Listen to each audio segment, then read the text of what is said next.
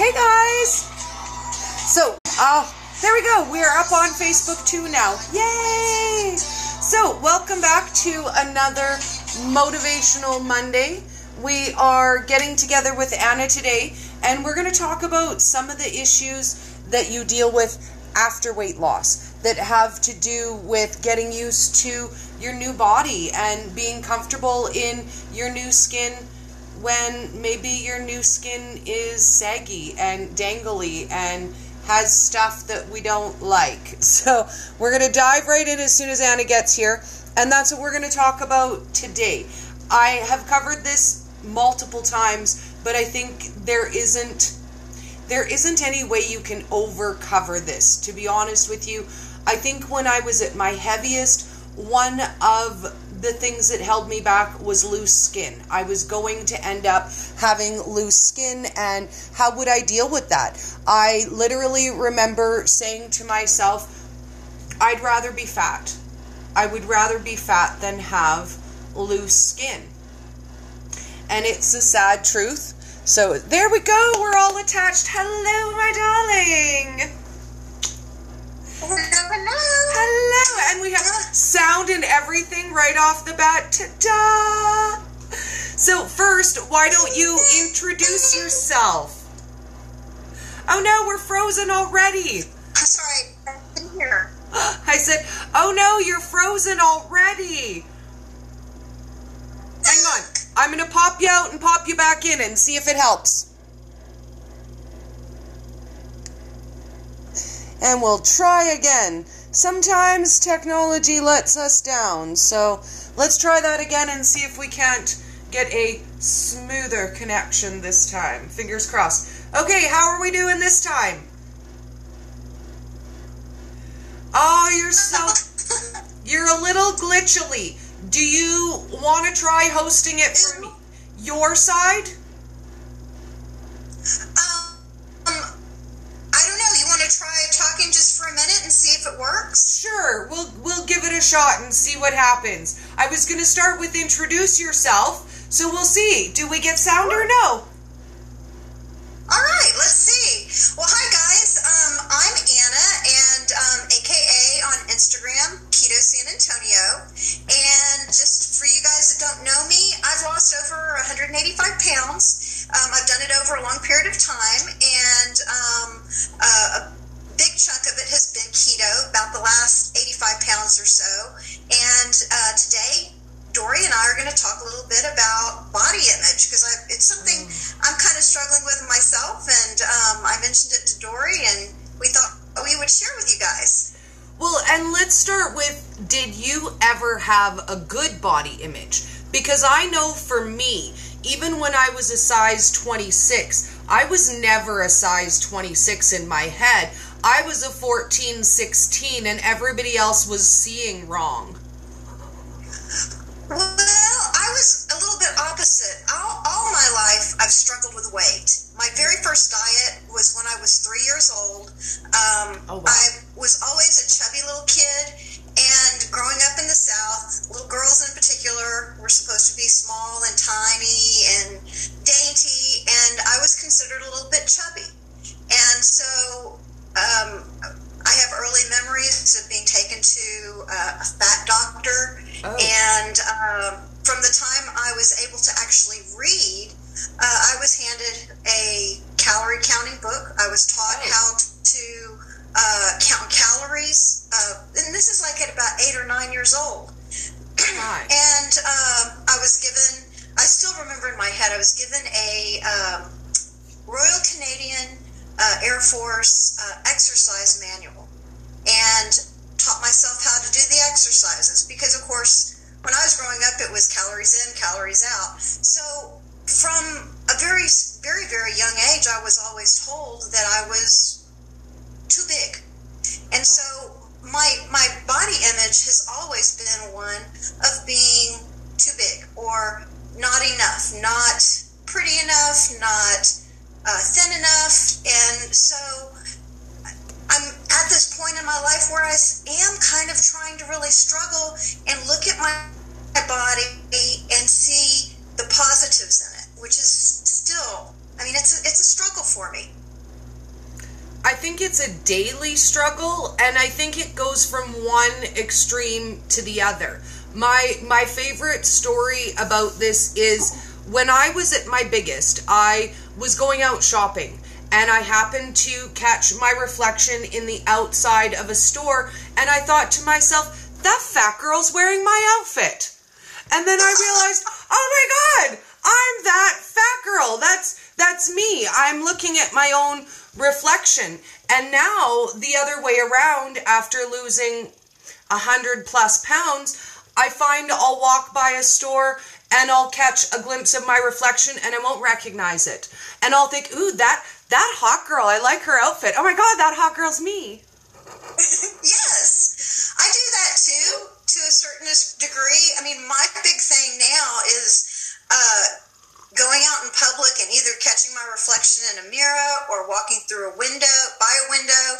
And, I do stop and take a picture because I know I need to see those pictures. I need to see this body that I'm in now. And I've started to really try to speak gently to myself about what I'm seeing. I tend to carry a lot of my weight in my thighs and in my hips. And I'm not very tall. I'm about 5'1". So I'm so used to thinking sad things about my hips and my behind, and now to kind of look at those in passing by the windows or passing by the mirrors and go, gosh, I look pretty darn good in those jeans. It's a real freeing feeling to start looking at myself a little bit kinder and more gently. I feel like that's step one. Step one to accepting what you look like is taking pictures and looking at them. Because I'm pretty sure 90% of us spent 98% of our life hiding from the camera. There are very few before pictures of me because I didn't let people have them. I didn't like how I looked. I looked rolly there, or I had a bad look on my face and I didn't like them, and I would take them away and I would destroy them so they don't exist. So I want to talk a little bit about getting past that. Because we all did that. We all hid behind our kids, behind people, made sure we were wearing long black dresses, and spent our lives hiding from the camera. So how do we step one away from that? How do we break the I'm not pretty enough for pictures mentality? It's such a good topic, and it is something we really have to look at. I know for myself, I've kind of am trying to move, especially with Keto San Antonio community, into this position of, I'm so used to being behind the camera and taking pictures of other people. I get a lot of joy from that. But I've started realizing, gosh, Anna, you have to remember to get some pictures taken of you with folks. Yes. And to feel worthy enough to be in those photos and to have those memories saved. And just like you, I don't have that many photographs of me when I was bigger. I was, a lot of the ones that you'll see of me, I'm either like behind a sofa because I was sofa sized and, or behind Christmas trees. And I was very uncomfortable with myself. And to break out of that and to feel worthy of having my photograph taken and to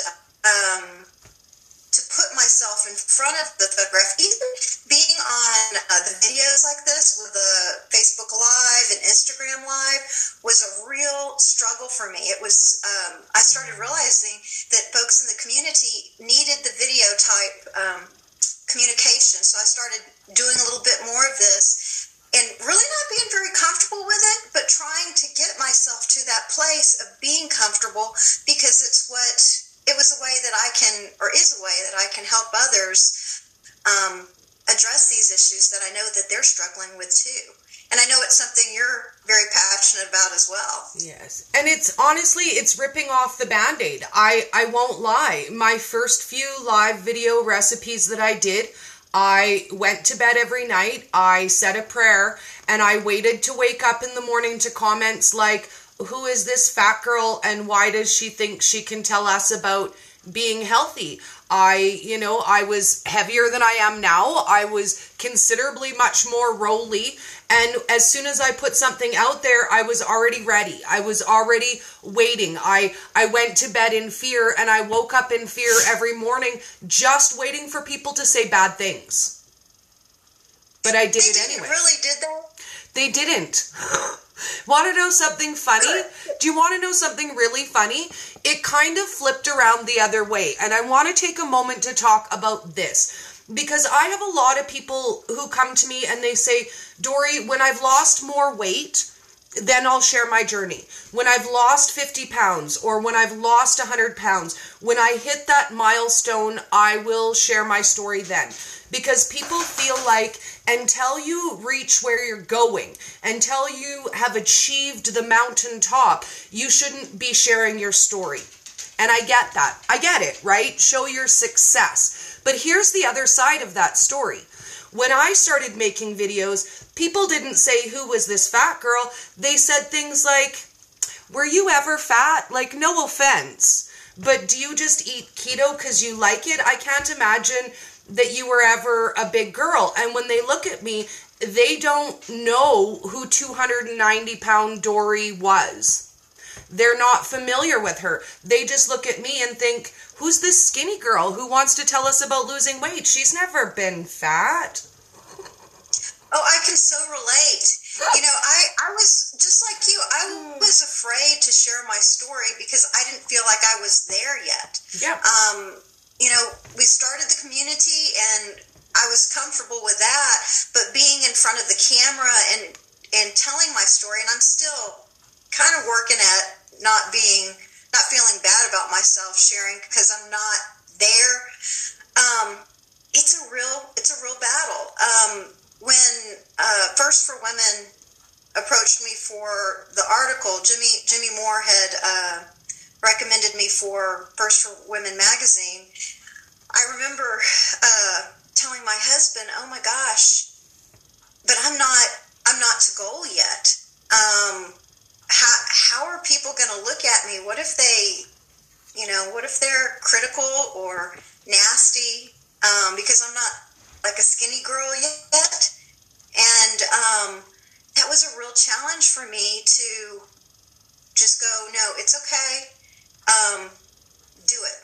And I really hope to encourage other folks out there. You don't have to be at their place. This is a journey, and being in front of folks is actually helping me. I don't know about you, but there's a certain degree of I can't think of how to put it, but accountability. Being in front of folks, there's this continual push of myself to be better, and not just for myself, because I still even struggle with those sort of things of doing things just for myself, but by trying to do it for others, and not knowing. I always tell myself, you don't know who is out there watching, and maybe by sharing your story and sharing your struggles and your vulnerabilities and your insecurities, maybe that will speak to somebody and help them break into that next level that you yourself were struggling with. So everybody's story is valuable, and I want to encourage anyone who's out there watching, either now or on replay, is share your story, because it's so valuable, and you don't know who's listening. Do it. Well, and I feel like, here's the thing. A lot of times I spend a lot of time and effort putting into what I'm going to post. Some days I'll spend even a couple of days planning a post, getting the clips, making the videos for it. And you know what? Those are never the things that people watch. It's the things that I put out there that I think, oh, well, that's silly. I don't even know if I'm going to bother sharing that or not. What the heck? Why not? I'm going through it. Probably somebody else is. And those are the things that reach other people. Those are the types of posts that I get messages and people say, Dori, this is me. I'm struggling with this too. So it's an even balance, right? You need to be able to share your journey and your struggles, because if we put it out there like everything is easy breezy and it's fun and we never struggle, you know what, as group leaders, you're above all that, you know, thing is easy, you never eat off plan, you never have issues, you never feel bad about yourself, then what does that say to people who are struggling? Because we are struggling.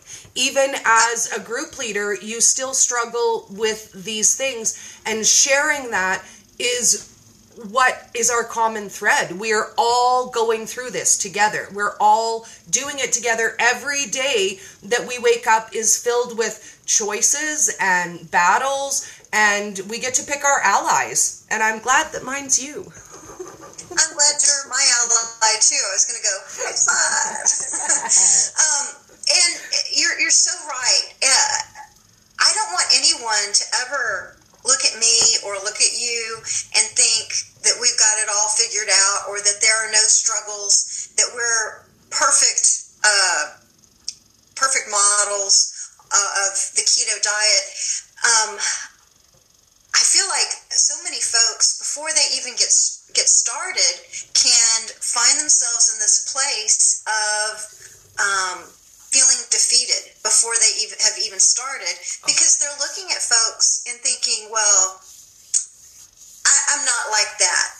I can't do that. Right. And there are struggles that we face every single day. I myself right now, I'm kind of, I'm 52, and I've kind of hit this hormonal thing that is driving me crazy and slowing down my weight loss. I still have about 30 pounds that I would like to lose to really, for my height and the way I'm built, that I would really feel like, okay, yeah, that's where I'd really like to be. And my gosh, I'm struggling with that. I'm having trouble losing that extra weight. And so I'm having a tweak. I'm having, recently I was doing carnivore. It's very popular right now. Yes. I was thinking this is going to be good for me. Other people are doing great with it. And it's not happening. The weight isn't coming off. One of the things that I've been looking at are is my blood glucose and my ketones. They're not quite where I want them to be, and so I'm tweaking. I've increased my activity, and I'm also hoping that all these little things too, along with fasting, will help with some loose skin, because I'm dealing with some mental places that I'm taking myself, because now that I've pulled the fat out of my body, this poor skin of mine that has graciously carried me this far in my journey is a little kind of raisin looking. Yeah. And it messes with my head, because I think I'm still telling myself that it's fat. And I'm starting to try to transform those thoughts into, no, that's not fat. That's loose skin. Let's fast. Let's see what that's going to do for it, and let's not worry about it. I would much rather it be empty and void of those fat cells than full. Yes. So 1,000,000%. And it's a slow process, intermittent fasting. I hit goal about a year ago, and I've just been focusing on intermittent fasting to fix these things. But already it's better than it was 6 months ago. This is, oh dear God, right? But it's getting better, right? And look, when the skin tightens up, look how pretty my arms will look. It's just, It's time. It's time, it's patience. If you are in the last 40, I call final 40 pounds a struggle of its own, because it's totally different. If you have 100 or 200 pounds to lose, it's going to fire off right away.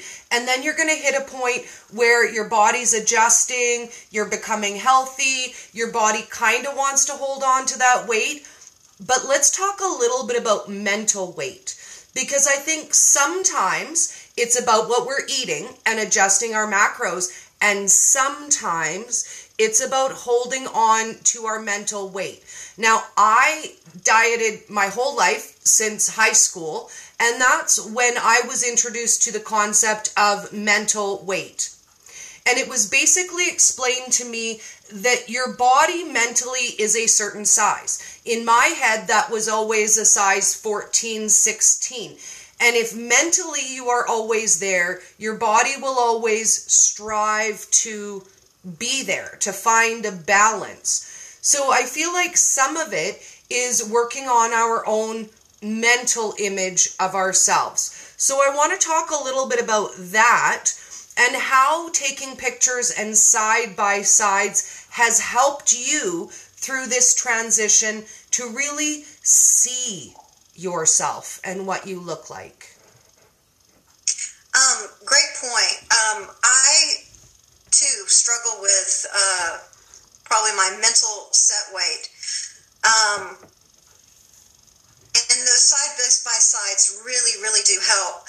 One of the things that I'm struggling with right now is I have started doing some walk running, and where I walk, power walk, and then I run as far as I can, and then I walk. And I've noticed that one of the things that happens with me is I'm running, and it's like, oh my God, I'm running. And I get scared because I'm scared I'm going to hurt myself. I'm scared I'm going to twist my ankle, which is something that I used to do a lot when I was heavier. The weight on my thighs would kind of cause my ankles to turn out. Yep. And so taking pictures of myself and even sweaty and working out, kind of pictures I take that I don't share with people. Oh, and realize I'm back, I think. Yes, I think so, yes. Okay. But to see my body and realize that I'm really not that heavy anymore, and that it's okay, and that I can do it, but I have to see those pictures so that I can reprogram my mind and let myself have those activities. Let myself have that joy. I get a lot of those feelings of, oh God, I'm doing this. And it's not that hard. Well, it is, but it's not as hard as it used to be. And also, taking those side by sides, there's times where I'm flipping through my phone and I'm looking at pictures that I've taken of myself, and I might come across an older picture, or maybe even a picture that's like 2 months old, and maybe the scale hasn't been moving, and I look at those two pictures and I'm like, wow, I haven't lost any pounds, but dang girl, your face is getting thinner and your booty's getting, it's rearranging and my body is changing. And so looking at those pictures and I try not to get on the scale like I used to. I used to get on several times a day, like in the morning and maybe later, and just, it was kind of an obsession, and I've let that go, and I'm trying to look at those photos to actually see my body and what is it doing beyond the scales, because that's the gravity is, that's all really the scale is. I want to be healthier and more vibrant, and so. Well, and I'm going to tell you a secret. My scale has not moved in the downward fashion, since March of last year. March of last year, I hit 145 pounds. shortly after I had been sick. So this is part of the story. I was sick for a couple of days. I couldn't eat anything for a few days. So I hit that magical lowest weight I've ever been, officially half the weight of I was at my biggest. And when I got better, that some of that weight came back. So according to the scale, I'm actually up 10 pounds from where I was at my lowest weight. Now, at my lowest weight, I was a size 10, almost 9, and 10 pounds heavier, I'm a size 7. So I'm getting smaller, even though the scale says I've gained 10 pounds. Now, I could beat myself up over 10 pounds that the scale says I gained, or I could just accept that my body is better, it's shaping better, I'm finally starting to see some of the curves come out where I want them to, and let go of the pull that gravity has on me. Absolutely. Absolutely. I'm working on that too. I will admit I'm not quite there as far as fully letting go of those things, but again, this is part of that process I want to help get across to folks, is that our mind is part of that we have to cultivate, and yes. That those mental images of who it is, this body that we think that we are in versus what we really are in. And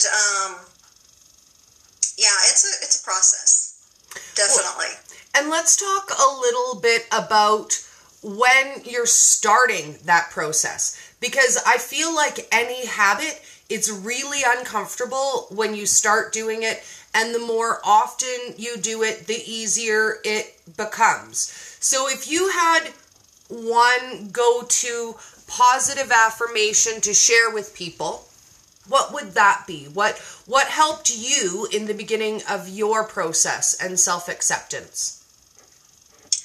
I think for me, one of the things that I do is I catch myself when I start going into the mental criticism of my body. It's not necessarily one affirmation per se, but turning my thought from looking at my body and for instance, looking and saying, oh my gosh, my thighs are so big. Instead I go, man, look, you've got a little curvy booty. Changing that into something that's positive and trying to look at it as that positive. So when those thoughts start to happen, cutting them off like an interruption, a mental interruption, and getting in that habit, creating that habit for ourselves. Thought patterns are very much a habit. If you have had a lifetime of self-criticism, looking at your face or criticizing maybe, your skin or maybe your hair, any of those things, including our body, to take your thoughts to that happy place of what good have I done? What is different that's in a positive light?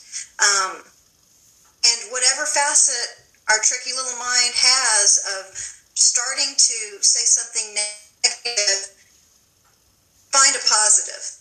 Yes. And create that habit. Our Jezebel Keto on Instagram says, as group leaders, we struggle just as much as everybody else, but we share that because we understand, because we've been there. And I know for me, I never intended a large support group. That was never my intent. Originally, I started my group. It was going to be for 6 to 12 ladies that I could just help one-on-one.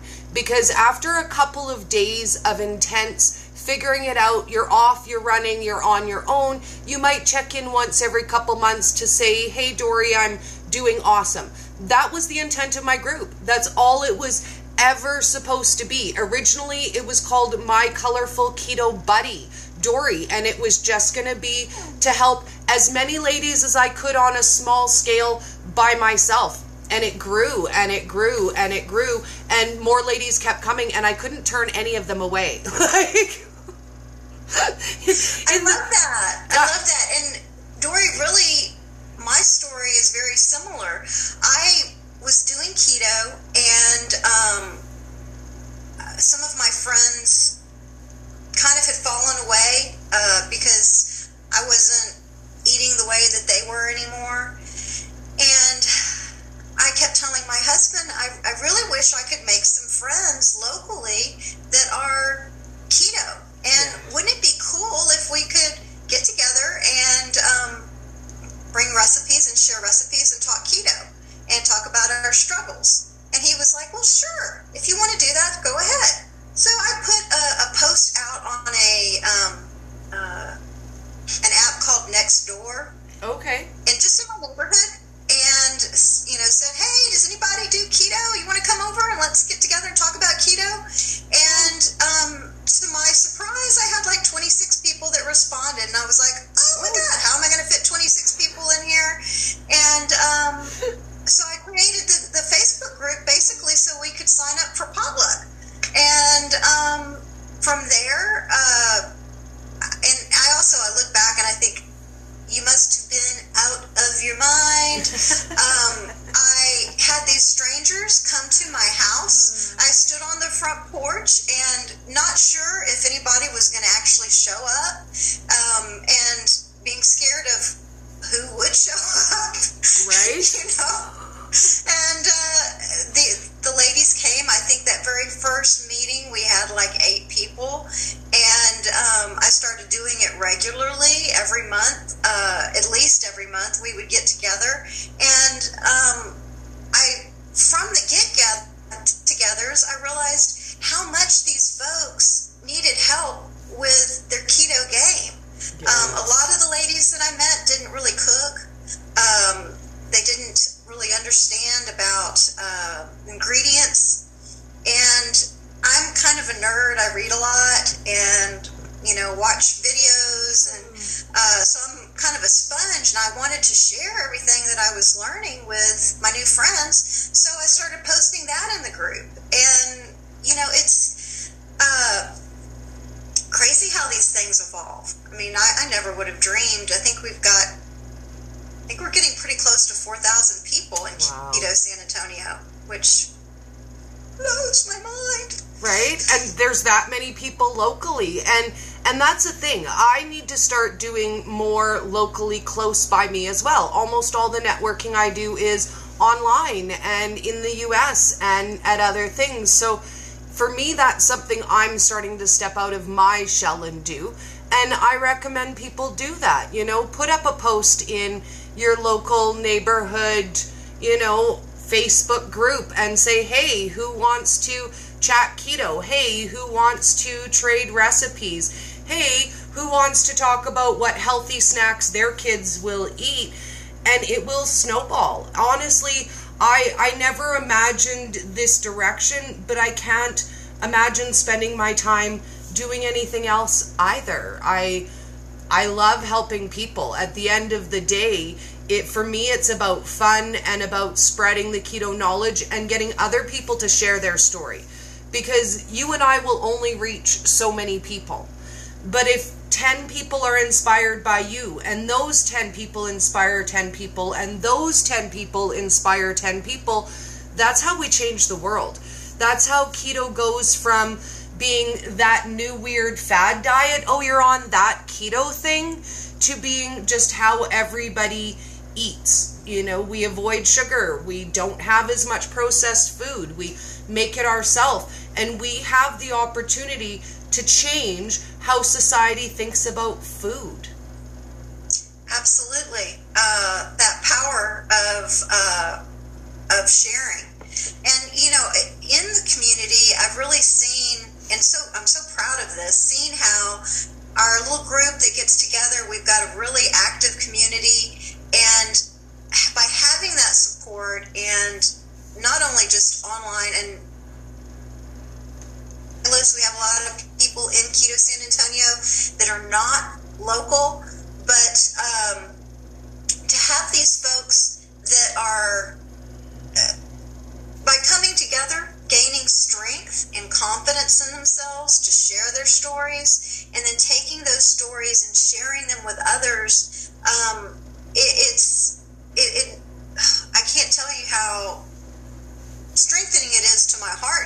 this within the community, not just locally, but the whole keto community, and how important it is to support others that are doing this too.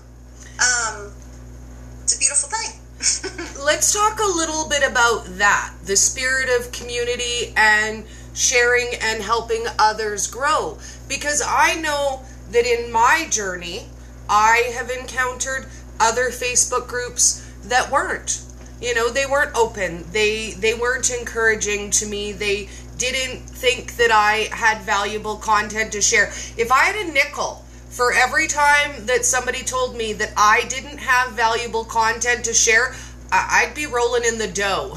Like, I'm just... Everyone has an opinion, right? Everyone has an opinion about what you should or shouldn't share, what you do or don't know. All I can say is at the end of the day, if you feel it inside of you to share, share it. And if people don't understand it, they're not your people. They're not meant to hear your message. And everybody giggles and says, but Dori, you're so fun and you're so lively, and who don't like you? The keto Nazis don't like me. The keto police don't like me. Anybody who thinks that, you know, keto is just about science and about being super, super strict, they don't like me. They tell me things like, you shouldn't be teaching people substitute story. You should be helping them accept the fact that fun food is gone now. No. No. Absolutely not. Absolutely not.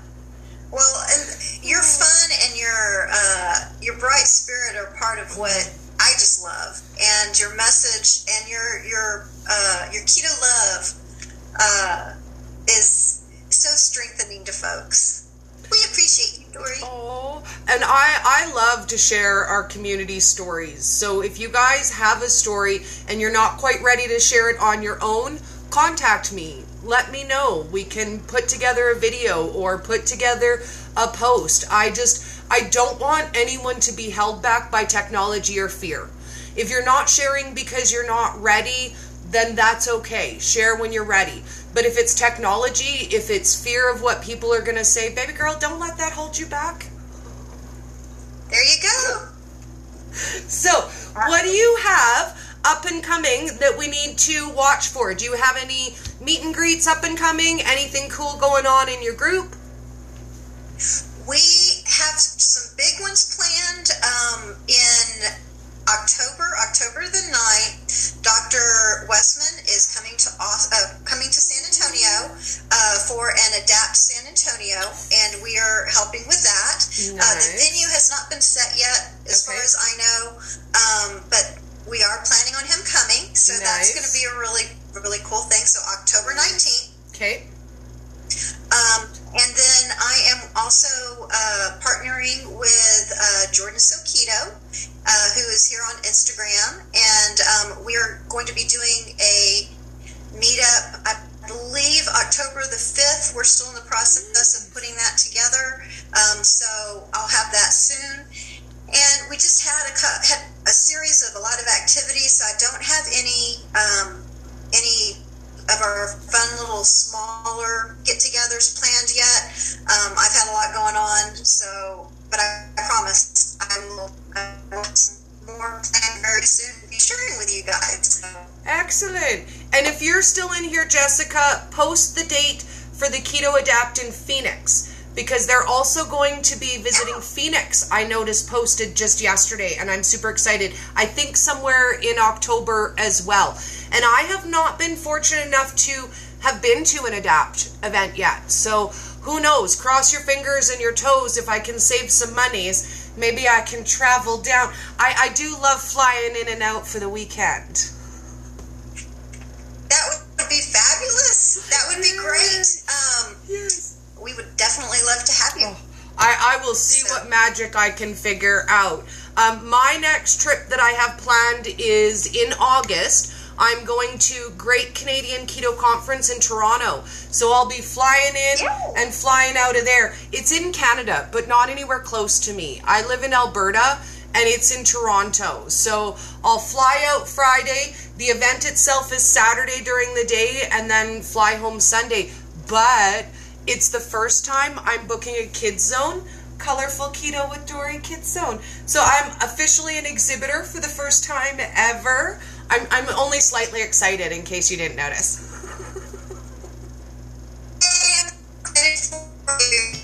Oh, I can't wait to hang out with kids. I can't lie. Kids bring me such joy. And I find either you're a kid people or you're not. My son is 21, and I still make goo-goo eyes at every baby I see in the store. Hey, I love that. Well, I'm a teacher. I taught elementary school, and I don't know if I've shared this before.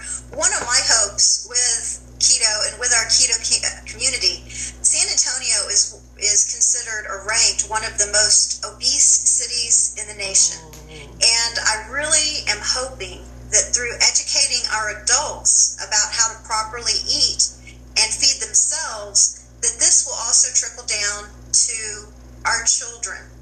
And so that's one of the things that drives me. I having been a teacher, I saw so much poor nutrition in the schools. You know, my babies teaching second grade that came in with 2 packages of double Pop-Tarts in one hand and a liter of sugared Gatorade in the other hand and some sugared donuts under their arm, and that was breakfast and snack, and they're only 7 years old.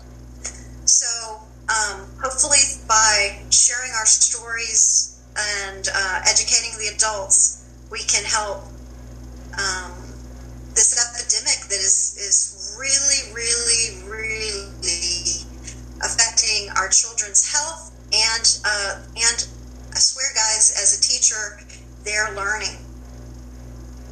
If you feed your brain the proper fuel, it learns better. That's the bottom line. And let's not pretend that a lot of behavioral issues that kids have aren't food allergy related. Let's just not pretend anymore like kids who act out, it's a food allergy. It is an aversion to something that they are eating. Before we figured out that my niece was allergic to wheat, that child could rip apart an entire house in 5 minutes. And it was a reaction to the food that she was eating. When she stopped eating wheat, she stopped behaving like the Tasmanian devil, too. Yeah, absolutely. And I actually shared a video today about, it was a TED Talk on the evils of gluten and celiac disease and the allergies. So, yeah. Awesome. We just have to nourish our bodies. Jessica posted for us, Dr. Westman Adapt will be in Phoenix on October 5th. Just announced. So the San Antonio should be posted soon.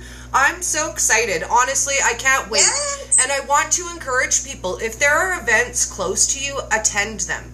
I can't even begin to tell you how much it will change your life just to be in a space of people who understand you. It's life altering. Absolutely. So let's wind up and talk a little bit about your experience with get-togethers. I mean, you and I met at KetoCon, but you do lots of regular local things as well. So I would love for you to share how that has helped you in being part of the keto community. Absolutely.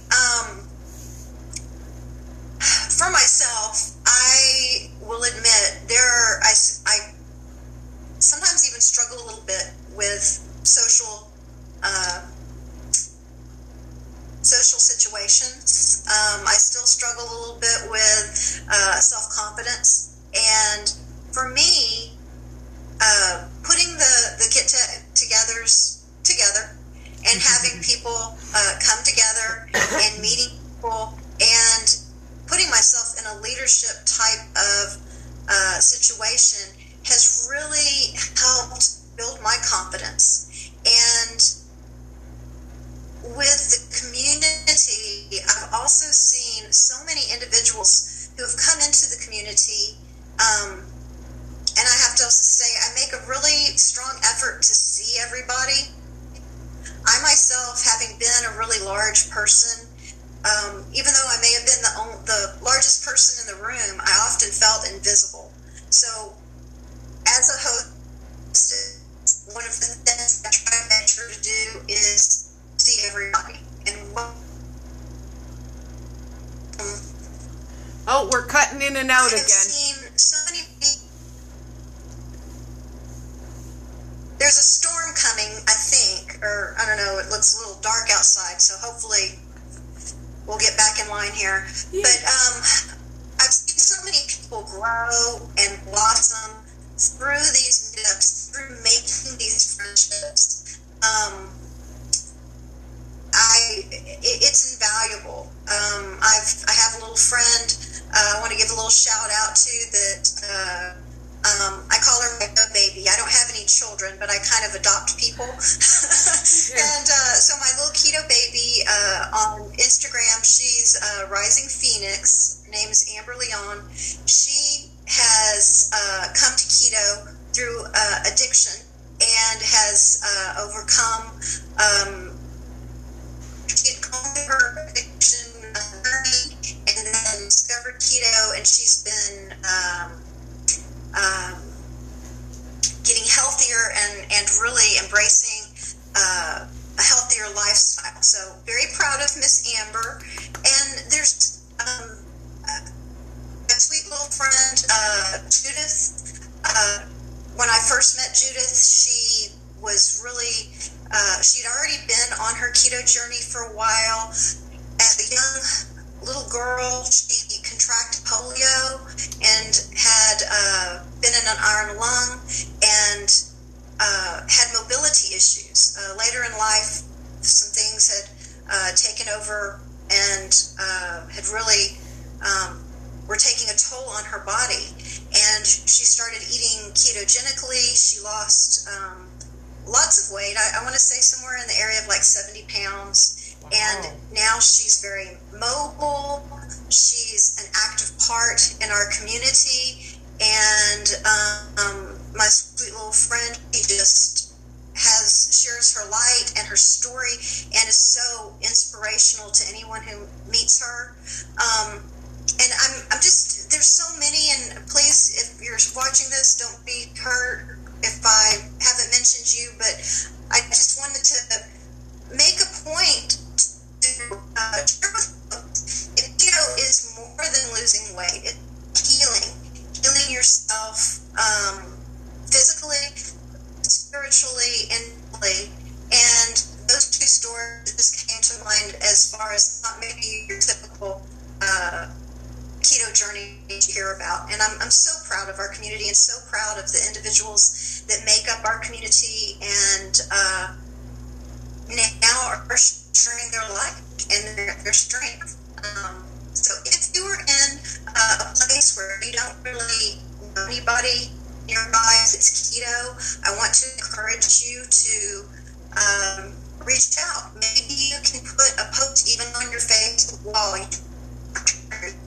I don't recommend you just start a group because the way Facebook works, set up a group and nobody sees it.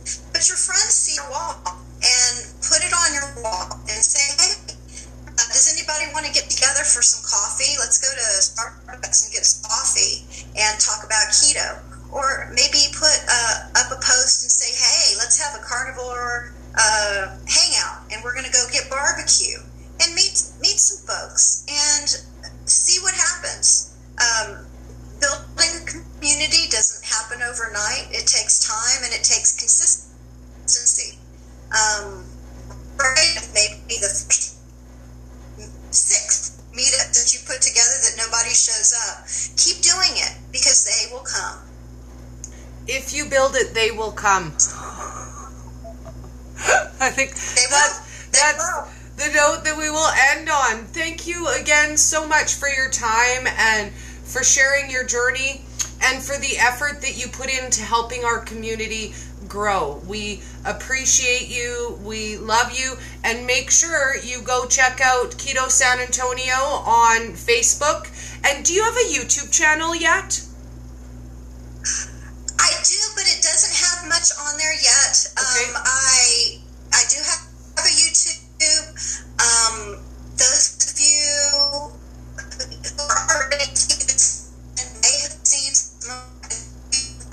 Garrett, the doctor out of Austin, and I got together, and I've interviewed him on a couple of different topics. We have looked at, we've done some blood glucose and blood ketone testing, the two of us, on camera, and talked about how to read that and how to do that. There is definitely more to come on the YouTube. Yay. So, well, I will make sure I go check out and subscribe, and then we can support each other on YouTube. Have an awesome day, honey. Thank you. Thank you. Definitely. Thank you so much for your time. Take care. Bye, darling. Thank you. Bye. Okay, guys, so it's time for me to go and pick up Jacob, but I have a special shout out before we sign out. It is a special little man's birthday today. Elijah turns 3. So after I pick up Jacob, I'm going to pop in and we're going to make some fun happy birthday food for Elijah. Happily named Evil by his family nickname. So we're going to make dinosaur pasta and evil egg salad. I'm going to show you guys what I've got started to get it ready. So before I hopped on live here, I separated an egg yolk and an egg white, and I cooked them in the microwave. And we're going to make some fun dinosaur shapes and then make it into an egg salad. So stay tuned. I'm going to guess probably about 4:30 Mountain. We're going to pop back and we're going to make an awesome little boy's birthday snack. So I hope you guys have an awesome day. If this was value to you, if you know someone who needs this information, please take a moment and share it on Facebook, share it on YouTube once I get it loaded up. And always, I hope you guys have an amazing day. And if you're struggling, reach out. Don't feel like you can't reach out and say, hey, I need some help. That's why I'm here. That's why I do what I do. I hope you guys have an awesome day. Take care. Bye, darlings.